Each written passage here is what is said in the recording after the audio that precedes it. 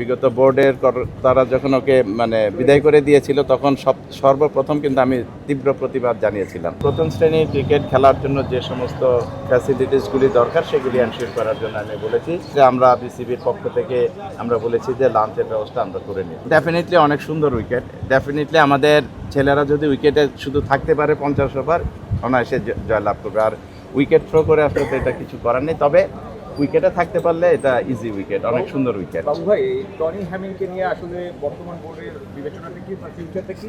একটা গুঞ্জন ছিল যে সে চলে যাচ্ছে, এটা কি ট্রু?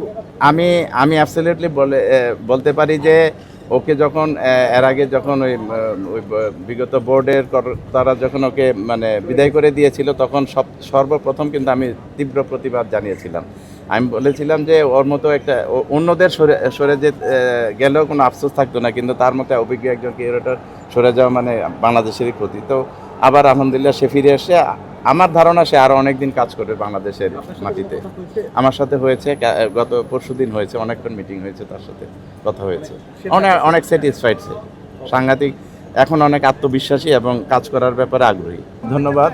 আপনারা জানেন অনেক অনেক আকাঙ্ক্ষিত একটি লিগ আমাদের প্রিমিয়ার ডিভিশন ক্রিকেট লিগ, আগামীকাল 18 এবং 19 তারিখ দলবদল, এবং আলহামদুলিল্লাহ এখানে 12টি দলই দলবদলে অংশগ্রহণ করছে এবং সবাই আমাদের দল। এখানে আমরা এটা এনশিওর করেছি যে এখানে আমাদের আম্পায়ারিং থেকে শুরু করে আমাদের মাঠের কন্ডিশন থেকে শুরু করে সব কিছু আমাদের এ গ্রেডের করা হবে। অর্থাৎ আমি বলবো যে আমাদের ইন্টারন্যাশনাল বা আন্তর্জাতিক ম্যাচগুলিতে যেই ধরনের ফ্যাসিলিটিস এনশিওর করা হয় সেটা এনশিওর করার জন্য আমি বলেছি। ইনশাল্লাহ সময় কম হলেও তারা আমাদের গ্রাউন্ডস কর্মীরা আপ্রাণ চেষ্টা করবে এগুলি ফ্যাসিলিটিসগুলি এনশিওর করা, এবং আগামী 2 দিন দল বদলের পরে ইনশাল্লাহ আগামী 4 তারিখ, মের 4 তারিখ থেকে লিগ শুরু হবে বলে, যদি কোনো প্রাকৃতিক দুর্যোগ না থাকে 4 তারিখ থেকে লিগ শুরু হবে ইনশাল্লাহ। আচ্ছা, যে গ্রাউন্ডসের যে ইস্যুগুলো নিয়ে আসলে কথা হয়েছিল, যে 6টা ভাড়া করে নেওয়া হোক এবং যে ফ্যাসিলিটিগুলো আসলে ক্লাবগুলোর পক্ষ থেকে আসলে চাওয়া হয়েছিল, সেগুলো এনশিওরের ব্যাপারে আসলে আপনারা কতটুকু উদ্যোগ নিয়েছেন? আমাদের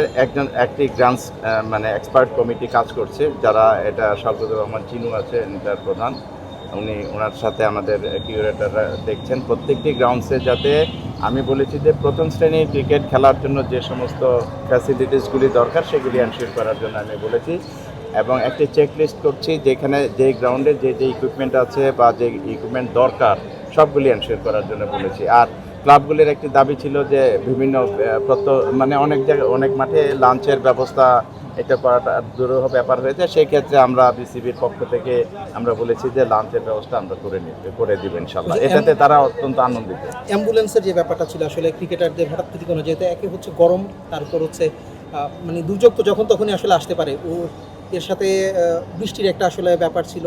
আপনারা যেই সূচিটা আসলে করছেন সেখানে রিজার্ভদের রাখার ব্যাপার, একদিন করে আমরা রিজার্ভে রাখার ব্যবস্থা করেছি। আর আরেকটি জিনিস, বৃষ্টির উপরে কারো হাত নেই, এটা প্রাকৃতিক বিষয়।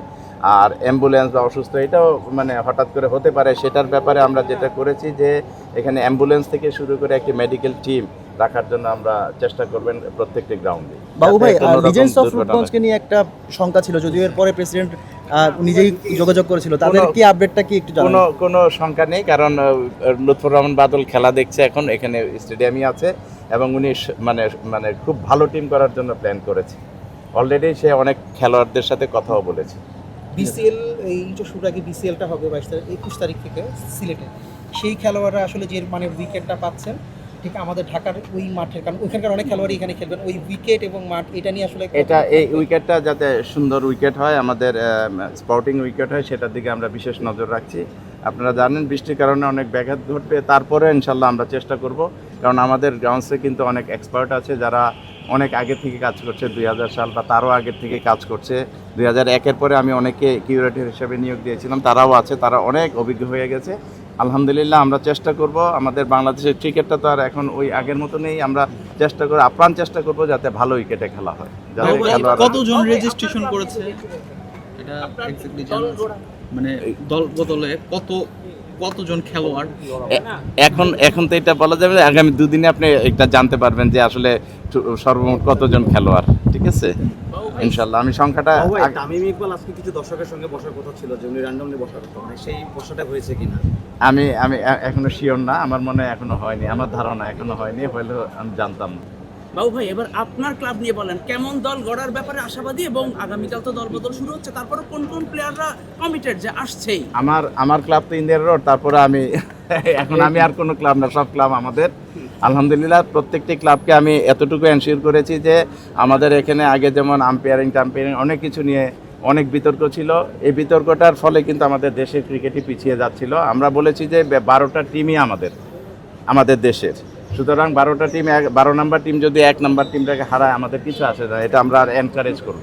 এবং সেইভাবে আম্পায়ারদের নিয়েও আমি বসবো, তাদেরকেও বলবো যে তোমাদের কোনো টিম নাই, তোমরা এই দায়িত্বটা, এটা বিচারকের দায়িত্ব, এই বিচারকের দায়িত্বটা কিন্তু আল্লাহর তরফ থেকে আসে, তোমরা কোনো রকম অনিয়ম বা করবে না। অনেক সময় দেখা গেছে অতীতে যে অনিয়মের ফলে একটি ভালো খেলোয়াড় মানে বিদায় হয়ে গেছে, আর একটি খারাপ খেলোয়াড়কে প্রমোট করেছে, সে বেশি দিন টিকতে পারেনি, এরকম ঘটনাও ঘটেছে। তো আমরা যদি যে দেশের ক্রিকেটের ভালো চাই, দেশের ভালো চাই, তাহলে আমাদের এগুলি থেকে সরে আসতে হবে এবং আমরা সেটা এনশিওর করবো ইনশাল্লাহ।